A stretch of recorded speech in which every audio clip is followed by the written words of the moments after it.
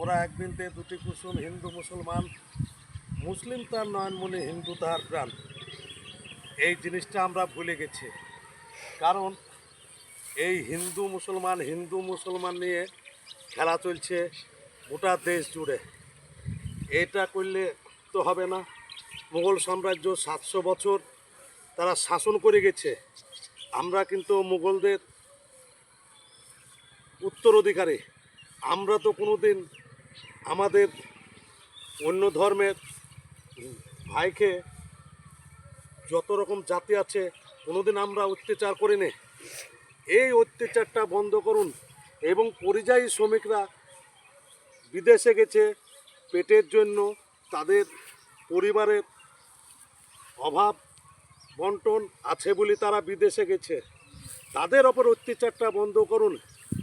এই অত্যাচার হলে আজ আপনি ভাবছেন মুসলমান মানে বাংলাদেশি, মুসলমান হলে পাকিস্তানে, তারা কিন্তু ভারতীয় সন্তান। আপনি যখন ভারতীয় সন্তান, সেও ভারতীয় সন্তান। এই অত্যাচার আপনারা বন্ধ করুন। আমরা ভারতীয় যারা জন্মগ্রহণ করছে, একে অপরের হাতে হাত দিয়ে রাখবো। সকলে ভালো থাকবেন, সুস্থ থাকবেন। খোদা হাফেজ।